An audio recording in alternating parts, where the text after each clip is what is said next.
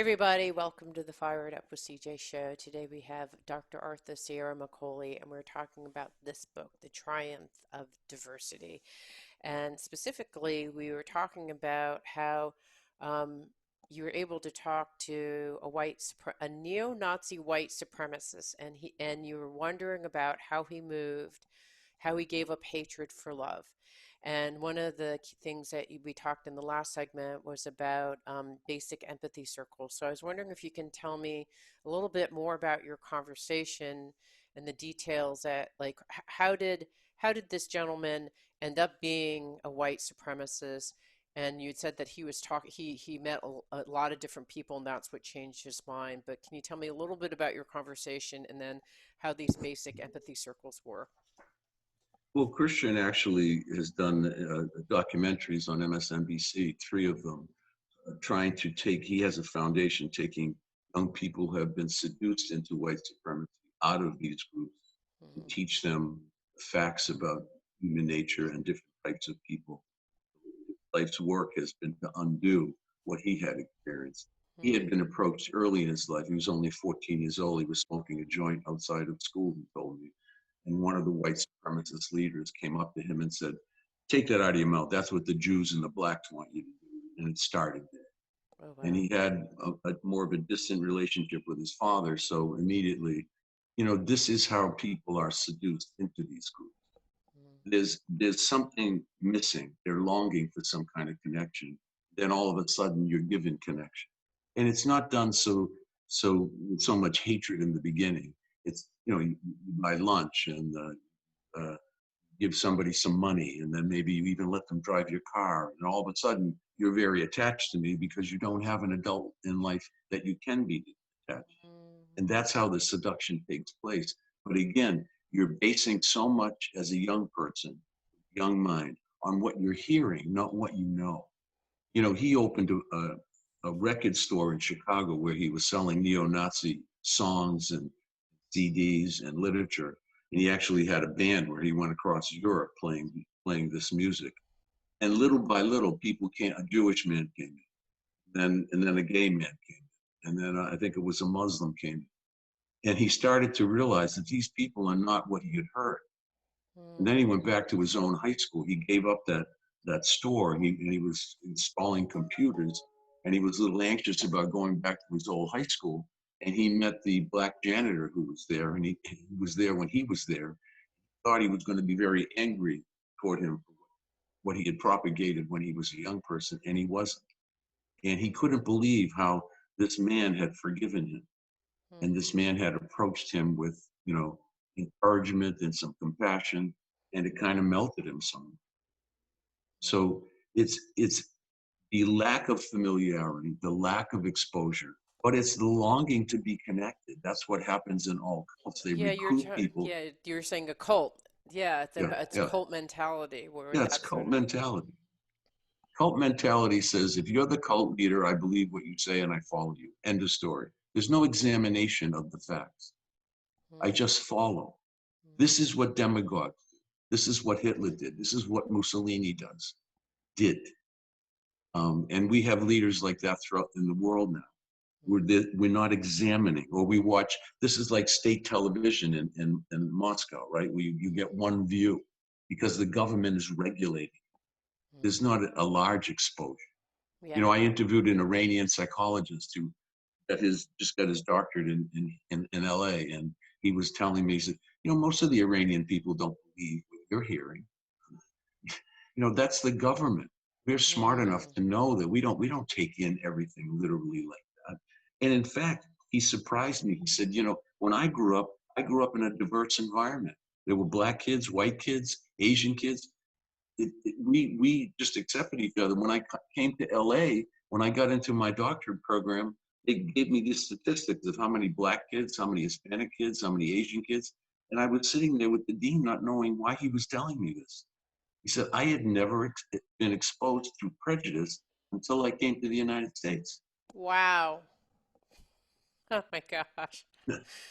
That's sad. Wow. Okay. Wow. That's kind of shocking and sad. All right. So in some ways, that Iranian doctor had an empathy circle, right? Already built in. Yes, So yes. what, tell us a little bit about what would one do? How do you create an empathy circle? You say 3 to 5 participants. The first person selects who they wish to speak to. He speaks to whatever suits him for a set time. The listener reflects. So tell me, I'm going to actually read this just to make it simpler, and then maybe you can tell Sure. me. So the first person selects who they wish to speak to. So, like if you and I were in an empathy circle, you would say, or I would say, you know, Arthur, I'd like to speak to you. And he or she speaks about whatever suits them for a set time. And so I would be speaking to you about something. And then the listener reflects what he or she is hearing until the speaker feels understood to her satisfaction. Then it's the listener's turn to select who they wish to speak and for the next listener to reflect. And so you go in a, sounds like you go in a, like in kind of a circle of some sort. Hmm. Everyone must hold the circle process by monitoring and sticking to these steps. So your dialogue continues around the circle for the allotted time. And usually the allotted time is 3 to 5 minutes.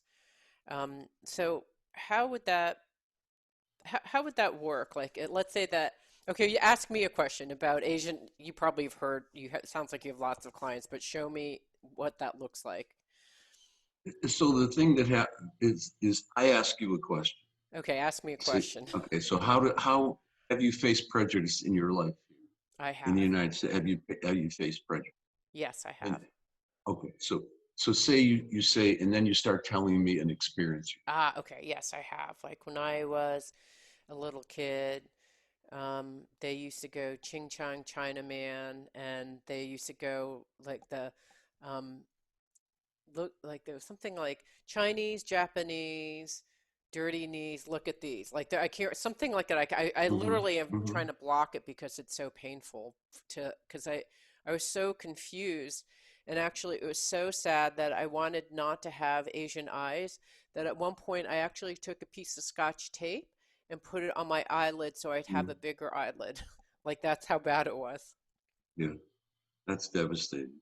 I mean, particularly to a young person. Yeah, yeah, So now you would now me saying that was devastating. I can only understand that that must have really influenced your sense of self and made you have a sense that something's wrong with you. Okay, so you right. have to put the tape. It's like the black kids that try to put white on their faces. It's Yeah. supposed to be. Do you feel understood by me? Yeah, well, you're a psychotherapist, so yes, you have that whole whole vibe. That thing. That Okay. thing. But say you didn't now. In an Yeah. empathy circle, you were saying, no, I don't feel understood by you. In fact, when you made that comment, it actually made me feel offended. And then you would explain why. So you're not done talking yet because I haven't shown you that I understand you yet. Oh, so I would just so I would until you give me a sense that you get me, I'm gonna Yeah, keep on talking. yeah. So, and you would tell me where I don't get Okay.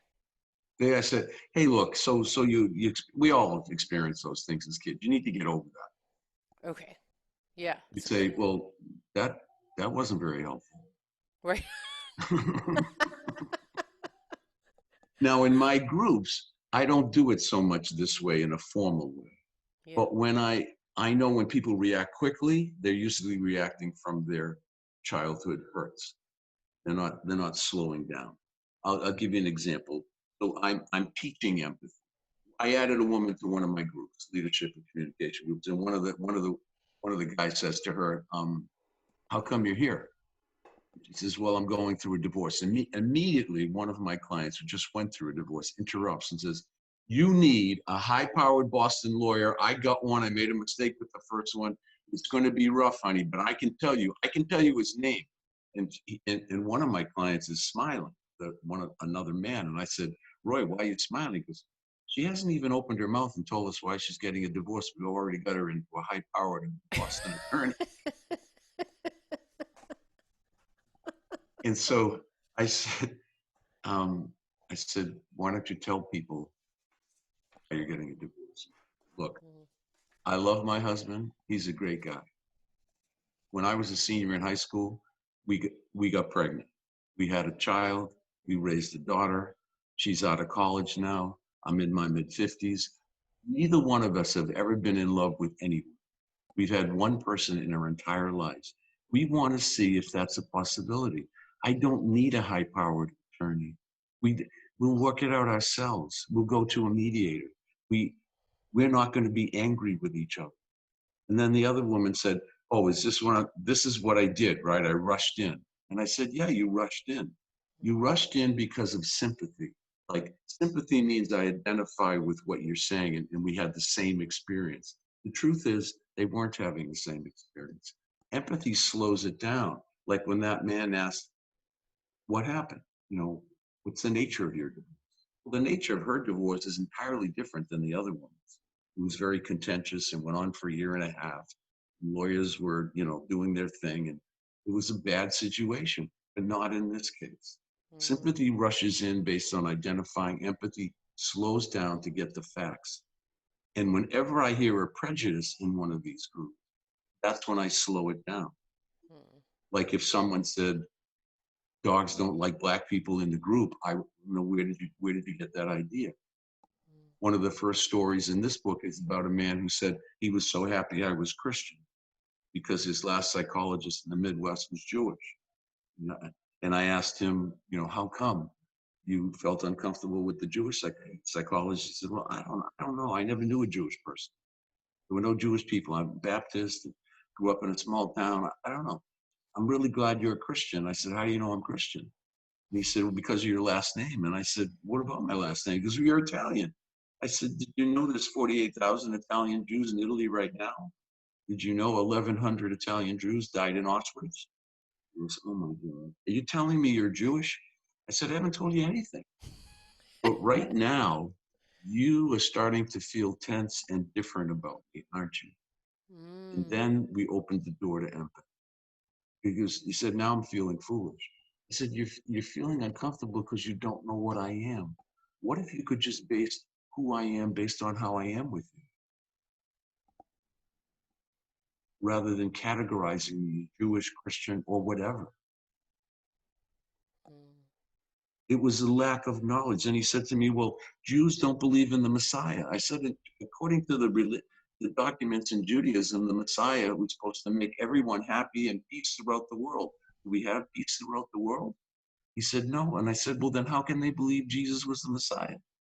mm, He said, well, I didn't know that. Now I'm feeling foolish again. I said, again, I'm not trying to make you feel foolish. Just our job is through empathy to understand the facts.